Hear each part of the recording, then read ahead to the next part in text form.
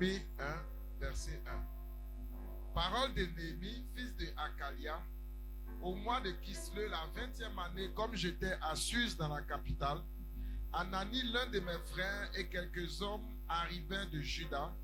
Je les questionnais au sujet des Juifs réchappés qui étaient restés de la captivité et au sujet de Jérusalem. Oui. Ils me répondirent, ceux qui sont restés de la captivité sont là dans la province, au comble du malheur et de l'opprobre. Les murailles de Jérusalem sont en ruine et ses portes sont consumées par le feu.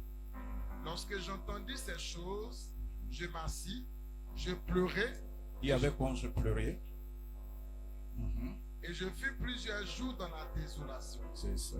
Je jeûnais et je priais devant le Dieu des cieux. Et avec moi, je priais. Et je dis, ô éternel Dieu des cieux, C'est ça. Dieu grand et redoutable, toi qui gardes ton alliance et qui fais miséricorde à ceux qui t'aiment et qui observent tes commandements. Que ton oreille soit attentive et que tes yeux soient ouverts. Écoute la prière que ton serviteur t'adresse en Écoute ce la moment. prière que ton serviteur t'adresse en ce moment. Jour et nuit, Jour et nuit. Dis avec moi jour et nuit. Dis jour et nuit. Dis bien jour et nuit. pour tes serviteurs, les enfants d'Israël, en confessant les péchés des enfants d'Israël, nos péchés contre toi. Merci. Voilà. Il faut venir au chapitre 2, verset 9. Néhémie 2, verset 9. Je me rendis auprès des gouverneurs de l'autre côté du fleuve et je leur remis les lettres du roi qui m'avait fait accompagner par les chefs de l'armée et par des cavaliers. Sambala, le Horonite, et Tobija, le serviteur ammonite, l'ayant appris, eut un grand déplaisir. Dis avec moi un déplaisir. De ce qu'il venait un homme pour chercher le bien des enfants d'Israël. J'arrivais à Jérusalem. Viens au verset 19. Verset 19. Sambala, le Horonite, Tobija, le serviteur ammonite, et Geshem l'arabe, en ayant été informés, se moquaient de nous et nous méprisaient. Et avec moi se moquèrent de nous et nous méprisèrent. Ils dirent, que faites-vous là? Vous révoltez-vous contre le roi? Et je leur fis cette réponse. Le Dieu des cieux nous donnera le succès. Dis Amen. Dis Amen. Dis Amen bien. Nous, ses serviteurs, nous nous lèverons et nous bâtirons. Mais vous, vous n'avez ni part, ni droit, ni souvenir dans Jérusalem. Alléluia. Amen. Bien. Dans le déroulé, dans l'explication, vous allez comprendre. Je sais que vous connaissez déjà l'histoire. Nous allons nous appuyer dessus pour prier. Mais je voulais simplement dire à quelqu'un, ne cède jamais au découragement. Ne cède jamais à la moquerie. Ne cède jamais aux critiques. Ne cède jamais aux murmures. Alléluia. Alléluia. Bien. Seigneur notre Dieu et notre Père, nous sommes dans le mois de février. Aujourd'hui, le 10e jour, jour de sabbat. Nous sommes dans ta présence. Nous nous humilions devant toi.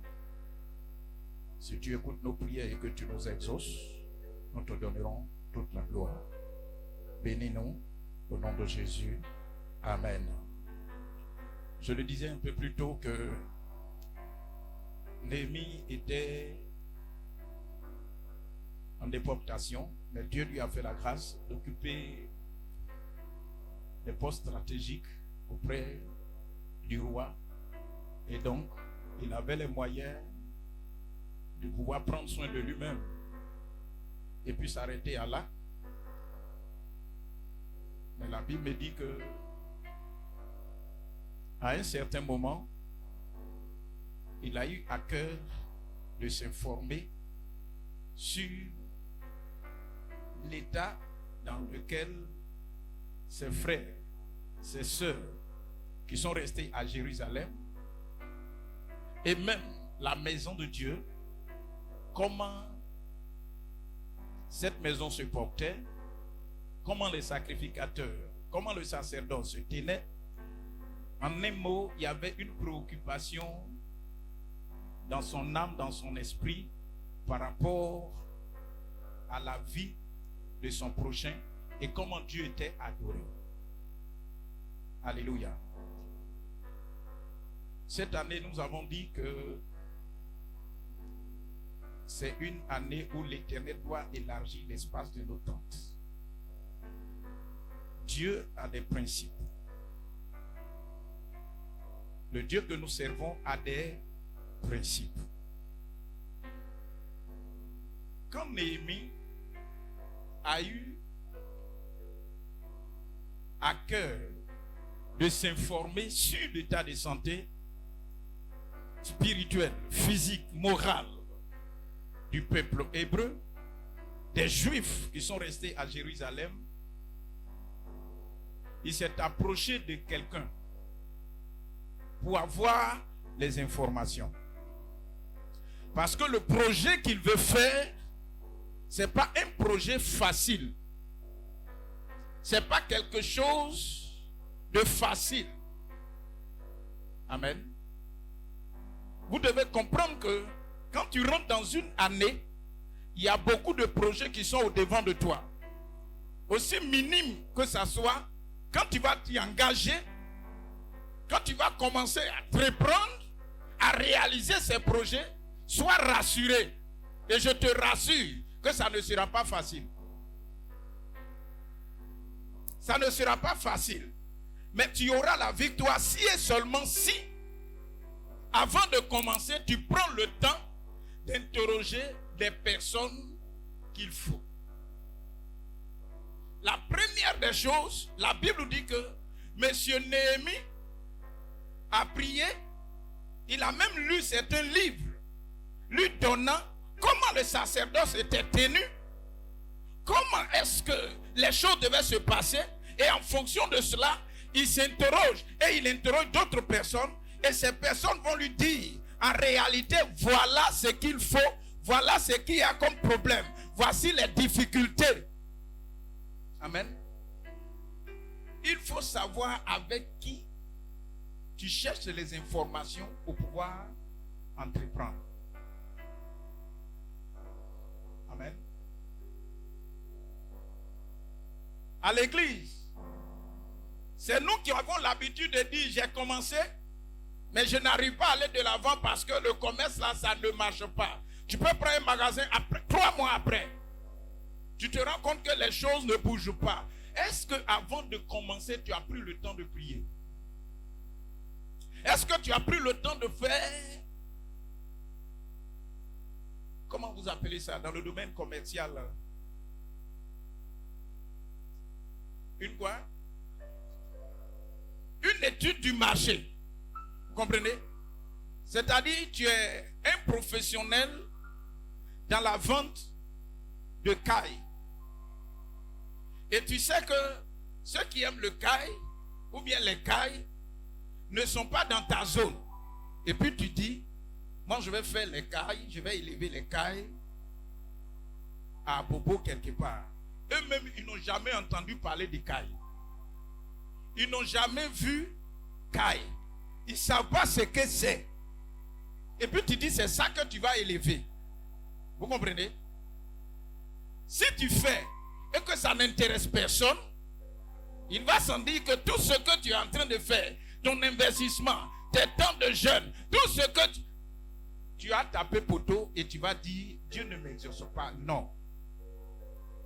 On est d'accord? Aujourd'hui là, je vais parler terre à terre. Il y a quelqu'un que je connais. La première personne à qui j'ai interrogé, j'ai dit, on m'a dit que tu fais poulet, l'élevage de poulet. C'est comment? Il dit, si je dis qu'il n'y a pas l'argent dedans là, c'est faux. Il y a l'argent. Mais si tu n'as pas le temps, ne te mets pas dedans. Parce qu'on va te déclarer des poulets morts alors que c'est des poulets qui ont été vendus. Si tu n'as pas le temps d'être là-bas tous les jours, ou bien 2 fois au moins dans la semaine, c'est pas évident que tu t'en sortes. Celui que tu vas mettre là-bas là, c'est dans ça il va manger. C'est dans ça il va payer les fournitures de son enfant. C'est dans ça, voilà. Pour prendre des personnes avec qui tu dois travailler, il faut que tu prennes soin de pouvoir prier et les connaître d'abord. Sinon, ils vont te surprendre. Quand tu vas leur parler du projet, ils vont te dire comment tu vas faire pour réussir. Ils vont te donner le chiffre d'affaires que tu vas avoir. Ils vont te donner les opportunités rattachées à cela. Mais en réalité, c'est pour que pendant un temps, ils puissent grossir. Amen. Dans un premier temps, pour que tu puisses élargir l'espace de ta tente, il faut te poser de bonnes questions. Et puis il faut faire une étude de marché si tu veux faire les affaires. Sinon, ça sera compliqué. Amen. La Bible dit quoi? Quand Néhémie a demandé, on lui a dit l'état des lieux. Et quand il a prié, il a demandé la permission à son chef, à son autorité.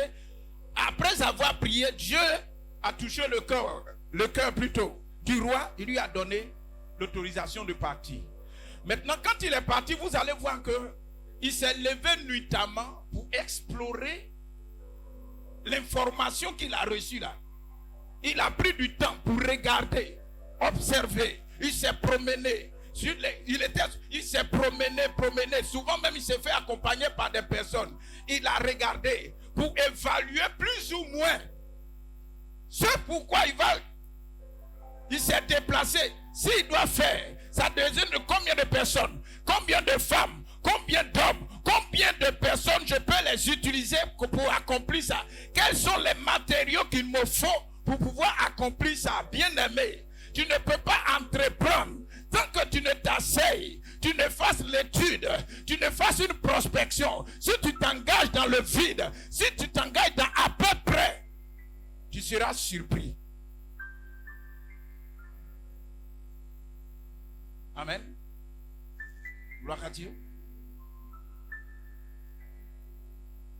Il faut que tu saches que quand Dieu nous a appelés là, il a donné son esprit. Et l'esprit qui est en nous là, un de ses noms, c'est l'esprit de sagesse. Amen. On n'entreprend pas comme ça parce qu'il faut entreprendre. On entreprend parce que on a quelqu'un qui maîtrise le marché, qui maîtrise l'activité, et auprès de lui, on s'en va prendre des informations. Et chaque fois qu'on est face à un problème, on retourne vers ce dernier, on retourne vers ceux qui connaissent, et puis on leur dit, voici mes difficultés, voici mes difficultés, voici mes difficultés. Est-ce que vous ne pouvez pas m'aider? Les gens vont vous aider.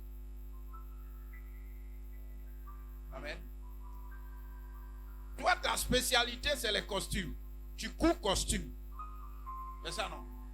Mais maintenant, si tu couds costume, et puis tu t'en vas t'installer à Kwasi Zinkro.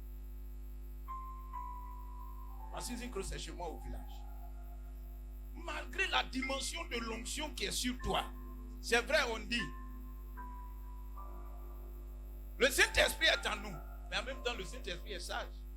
À Kwasi Zinkro, quand tu te lèves le matin, même l'instituteur, il se lève pour aller boire Bélé. Est-ce qu'il sait ce qu'on appelle costume? Et puis tu dis, c'est là-bas. Dieu m'a dit d'aller là-bas. Comme Dieu t'a dit, on ne va rien dire. Mais quand tu vas partir, 2 jours, 3 jours, tu vas regarder. En temps, tu as dit à ta banque de te donner un peu de moyens. Tu vas aller t'installer là-bas. Et puis tu t'as t'installer à Kwasi Zinkro. Du matin jusqu'au soir. Personne ne passe même te saluer. Le matin, tu vois, les femmes sont en train de lutter pour aller au champ. Les hommes sont en train de lutter pour aller au champ. Tes costumes là, qui va payer? Si tu veux, il faut prendre un mannequin plus joli. Et puis tu l'habilles. Les anciens costumes que tu as cousus à Bigan. Il faut les habiller, ils vont regarder. Yeah.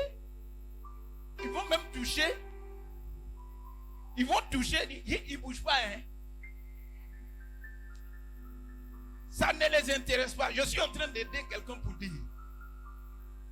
Si tu veux faire un restaurant quelque part, si tu veux faire quoi encore?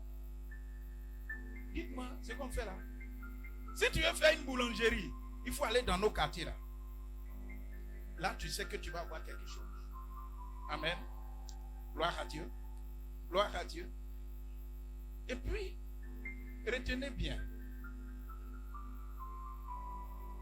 Ce que vous devez savoir, c'est ce que les gens, tu sais faire, mais regarde l'environnement avant de pouvoir t'installer.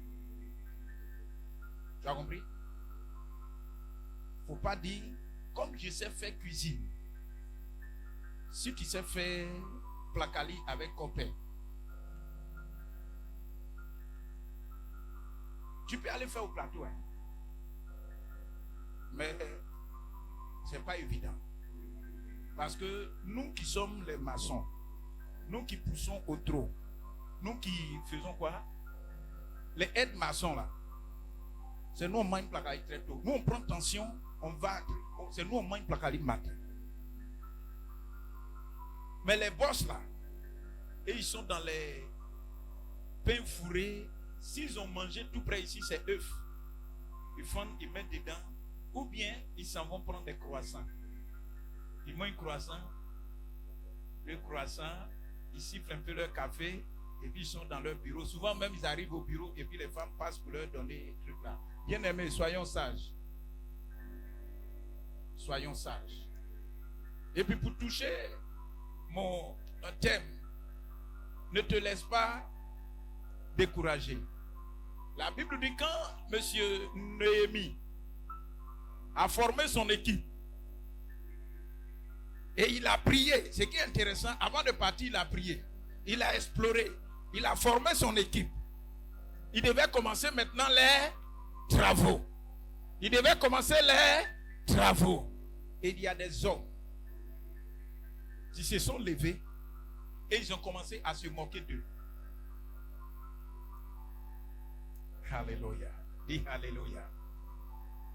Ils ont commencé à se moquer d'eux. Il y a d'autres même qui étaient irrités contre eux. Ils étaient fâchés. Pourquoi? Parce qu'ils ont pris la résolution de restaurer les ruines des murailles. Ils ont pris le... C'est-à-dire qu'eux-mêmes, ils se sont dit, il faut que ces ruines-là restent comme ça. Il ne faudrait pas que ça soit relevé. Je parle à quelqu'un. C'est l'image de notre vie, c'est l'image de ta vie, c'est l'image de chacune de nos vies. Lorsque quelqu'un veut t'aider, lorsque l'homme voit que quelque chose est en train d'être restauré dans ta vie, il aura toujours quelqu'un qui va venir, soit décourager celui qui t'aide, ou bien toi-même te décourager dans ton élan. Ils ont nommé deux personnes. Il y a Sambala et puis il y a Toshiba. C'est ça, non? Toshiba, tout ça là, c'est la même chose. Là. Vous le savez.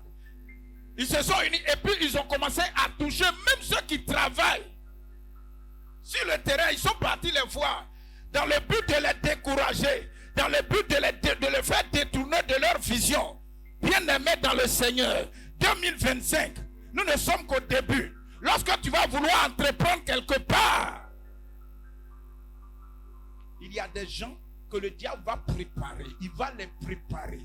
Ils vont leur donner des paroles. Ils vont leur donner, c'est-à-dire qu'ils vont même rentrer dans ton cœur, dire ce que tu as envie de faire. Et puis si tu ne fais pas attention, que tu les suis, tu as arrêté le processus du progrès sur ta vie. Amen.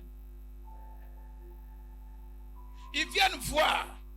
Ils se moquent d'eux. Ils disent, mais regardez ce que vous êtes en train. Qui vous a dit que vous allez réussir? Dis, je vais réussir au nom de Jésus. Quand ils sont venus, ils ont commencé, ils ont cru que la première fois ils sont partis, ils vont, ils viennent, ils vont, ils viennent, ils vont, ils viennent. Bien aimé. La vision du diable, de l'ennemi, ça a arrêté le processus de Dieu sur notre vie. Vous comprenez? C'est d'arrêter le processus. Il y a des gens qui viennent comme esprit. Tu ne les vois pas. Mais dans ta pensée là, ils te disent ce que tu fais là, tu ne vas pas réussir. Ils viennent dans ta pensée, c'est comme un vent. La Bible dit quoi? Jésus était avec ses disciples. Il devait passer à l'autre bord pour travailler dans le spirituel, pour guérir des gens, pour apporter délivrance à tout un peuple, à toute une nation. Vous comprenez? Quand ils étaient sur la barque, la Bible dit que le vent s'est levé. La tempête s'est levée. Spirituellement, il y a des esprits qui voulaient arrêter le voyage. Ils voulaient arrêter le progrès. Ils voulaient arrêter l'avancée. Et comme c'était trop fort, les disciples ont prié, ils n'avaient pas assez de foi. Ils sont partis réveiller Jésus pour dire, c'est vrai que nous sommes avec toi, mais ce qui est en train de se passer là, ce n'est pas évident. On dit que Jésus s'est levé et puis il a menacé le vent, il a menacé tout ce qui est tempête et puis il y a eu le calme. C'est la même situation ici. Ici, ce sont les hommes physiques qui sont venus. Ils voient Madame Sialo et puis il dit, maman, est-ce que tu sais que la situation que tu vis là, mon père a vécu ça, il est resté dedans. Ma mère a traversé ça. Il faut dire que tu es vaincu au nom de Jésus. Est-ce que moi je suis ton père ou bien je suis ta mère? Il dit, afin que tu es en train de faire là, on ne réussit pas dedans. Dis-lui, tu es vaincu au nom de Jésus. Moi, je vais réussir. Monsieur Néhémie a dit quoi? Monsieur Néhémie a dit quoi? C'est vrai, vous êtes en train de nous décourager. Mais il faut que je vous dise que ce que nous sommes en train de faire, c'est pour glorifier Dieu. Donc l'éternel Dieu qui nous a demandé d'entreprendre, il nous accordera le succès. Amen. Bien-aimé, ne te laisse pas décourager. Les événements viennent pour que tu te détournes de ta vision, tu te détournes de ton but, mais ne cède pas à ça, ne te soumets pas à ça, n'abandonne pas ce que Dieu t'a dit de faire. Pour que ta tente puisse élargir, pour que quelque chose de nouveau, de glorieux, quelque chose de glorieux se produit dans ta vie. C'est ton engagement, ta détermination, c'est ton courage. Ceux qui réussissent, ils rencontrent des problèmes, mais ils font tout pour surmonter le problème. Mais toi, il suffit que, même en rêve, tu vois un margouillat, quand tu te lèves, c'est que moi je ne vais pas réussir. Bien-aimé, que cela soit ôté de ton esprit au nom de Jésus. Que cela soit ôté de ton esprit au nom de Jésus. Toutes les paroles de Tobija et de Sambala, que ces paroles-là soient neutralisées dans ton esprit au nom de Jésus-Christ. Que leurs paroles ne t'amènent pas à renoncer. Que leurs paroles ne t'amènent pas à retourner et dire je m'en vais encore en Égypte. Non, il ne faut pas accepter ça, bien-aimé. Amen. Amen. Ce que Dieu te veut, c'est qu'à la fin de l'année, tu puisses dire, Seigneur, j'ai commencé avec toi. C'était timide, mais j'ai terminé fort. La fin d'une chose vaut mieux que son commencement. Tu peux commencer timidement, mais si Dieu t'oriente et que tu t'engages dans l'orientation de Dieu, vas-y, vas-y, vas-y. Est-ce que vous savez qu'à chacun d'entre nous, en toi et en moi, il y a une sémence que Dieu a mis en nous. Il y a un don que Dieu nous a communiqué. Il y a un talent que Dieu nous a communiqué. Tous ceux qui réussissent, c'est pas parce qu'ils sont plus intelligents que vous. C'est pas parce qu'ils sont plus intelligents que nous. Mais en réalité, notre degré de détermination donne le résultat.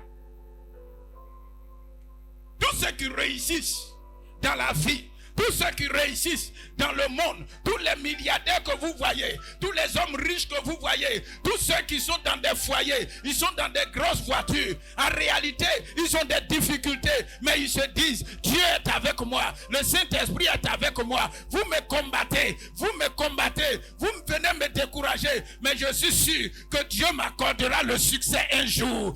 Aujourd'hui, vous êtes en train de me voir. Peut-être mes vêtements ne ressemblent pas à un vêtement d'un enfant de Dieu. Ma façon de parler ne ressemble pas à un orateur que vous voudriez entendre. Mais un jour, l'Éternel Dieu me fera paraître sa gloire, son étoile. Et je ne resterai pas comme ça. L'Éternel Dieu va me faire avancer.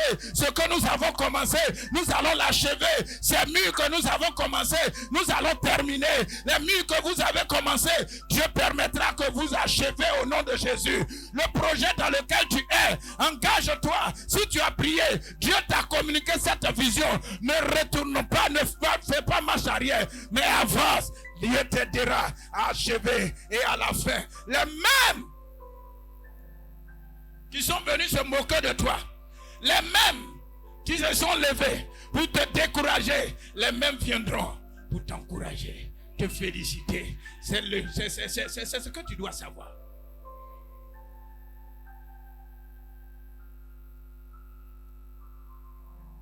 La Bible dit que Bartimée, quand il criait, les gens disaient quoi? Tais-toi. Il avait un problème, mais il avait foi que Jésus, s'il entend sa voix, fils de David, s'il entend sa voix, il va avoir sa délivrance. Les gens ont parlé pour le décourager. Tais-toi, tu sens. Tais-toi. On a besoin des hommes valides. On a besoin des hommes intelligents. Bien-aimés, ceux qui croient que tu n'es pas intelligent là, je t'annonce que tu es plus intelligent qu'eux. Je n'ai pas entendu amen. Ceux qui n'ont pas foi en toi, je t'annonce que Dieu va te révéler. Dieu va te révéler. Et les mêmes qui t'ont accusé, les mêmes qui t'ont blâmé, les mêmes qui t'ont critiqué, ils sont passés derrière. Ils t'ont enflammé. Le jour où ils vont entendre que tu es en train de te marier, c'est eux qui viendront pour dire, moi je vais te soutenir. Qu'est-ce que tu veux que je fasse dans ton mariage? Qu'est-ce que tu veux que je fasse? Il y a des gens même qui t'ont critiqué, Quand ils verront que ton chiffre d'affaires, ta société est en train de devenir internationale, tu reçois, tu voyages, tu vas, tu viens.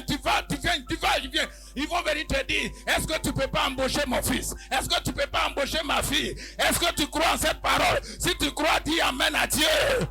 Dis amen à Jésus. Dis amen à Jésus. Bien-aimé, Dieu va étendre l'espace de ta tente. Quand il va commencer, il y a des gens qui vont vouloir s'opposer à toi. Mais Dieu va les abaisser au nom de Jésus. Il va les confondre au nom de Jésus. Il va les confondre au nom de Jésus. Si et seulement si, tu ne te décourages pas. Il y a des gens qui ont commencé timidement. Voilà pourquoi la parole de Dieu dit, ne négligez jamais les faibles commencements. Parmi vous, il y a des gens qui n'ont pas confiance en eux-mêmes. Ils doutent d'eux-mêmes. Ils ont envie de faire quelque chose. Ils se posent la question, est-ce que si j'ai fait mes 300 000 que j'ai mis de côté, je voulais faire commerce. Seigneur, c'est quel commerce? Et si je fais même, je ne vais pas perdre. Si je fais même, je ne vais pas perdre. Si je fais même, je ne vais pas perdre. Je suis venu te dire, si tu confies le soubassement à Jésus, tu déposes sous Jésus de Nazareth, ils vont se lever, mais Dieu permettra que tu résistes. Ce que tu as semé va se multiplier. Ce que tu as injecté va se multiplier. Ne te décourage pas. Prie sur l'orientation du Saint-Esprit et Dieu fera les exploits avec toi. Toi aussi tu feras les exploits avec Dieu. Que quelqu'un dise Amen au nom de Jésus de Nazareth. Et que le mois de février soit pour toi un mois de succès dans tout ce que tu vas entreprendre au nom de Jésus de Nazareth. Est-ce que tu peux te tenir debout et remercier le Seigneur?